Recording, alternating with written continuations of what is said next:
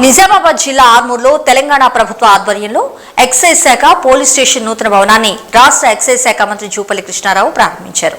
నూతన భవనానికి మంత్రి ప్రత్యేక పూజలు నిర్వహించి రిబ్బన్ కట్ చేసి భవనాన్ని ప్రారంభించారు.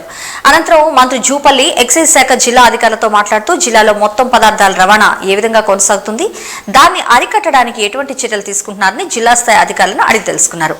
జిల్లాలో అతి తక్కువగా కేసులు నమోదు కావడం పట్ల మంత్రి జూపల్లి జిల్లా స్థాయి అధికారులపై ఆగ్రహం వ్యక్తం చేశారు. జిల్లాలో కేసులు తక్కువగా నమోదు కావడం సరికాదని రాష్ట్ర స్థాయి నుంచి ప్రత్యేక టీంని జిల్లాకి తనిఖీలు చేసేందుకు పంపించిన సందర్భంలో ఎక్కువ స్థాయి కేసులు నమోదవుతే గనక జిల్లా అధికారులపై చర్యలు తీసుకుంటామని హెచ్చరించారు.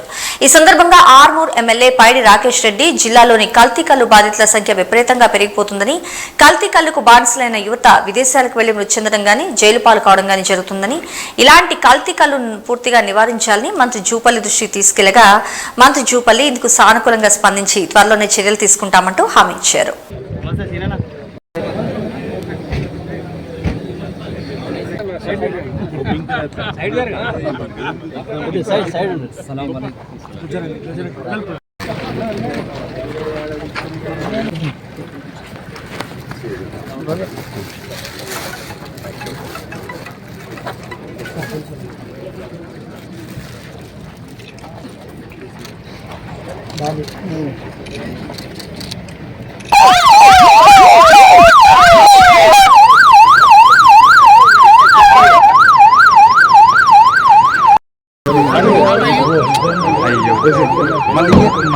జై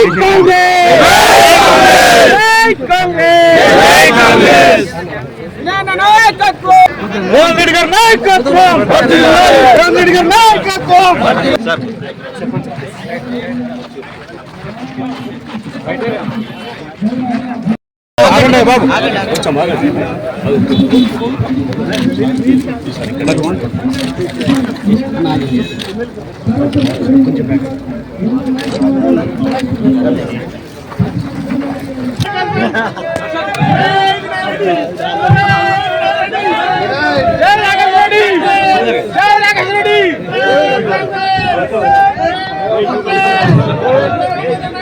సార్ ఒకసారి చూడండి సార్ ఒకసారి చూడండి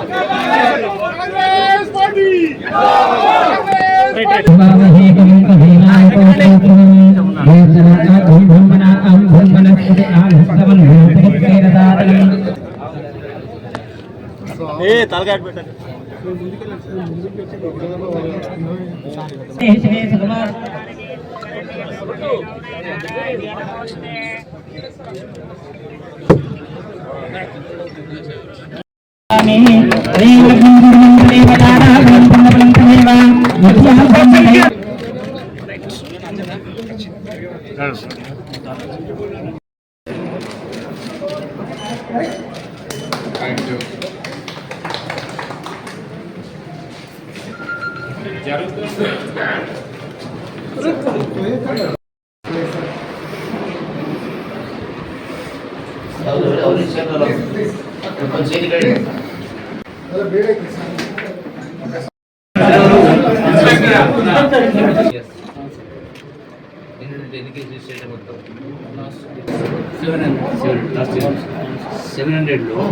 గంటలకు ఎక్కువ పోతారు.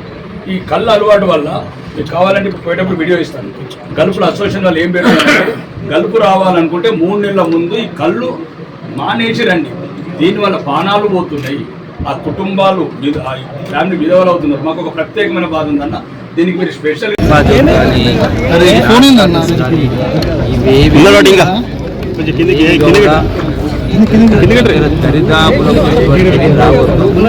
జిల్లాల ప్రజల ప్రాణాలను చెరగాడలకు సీరియస్ యాక్షన్ అలాగే స్టేట్ లెవెల్ నుంచి కూడా సపరేట్ టీమ్ పంపించి ఏర్పాటు చేస్తాం.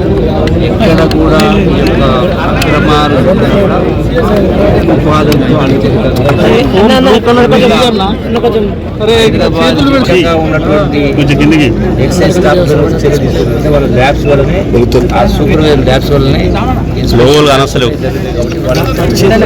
జరిగింది.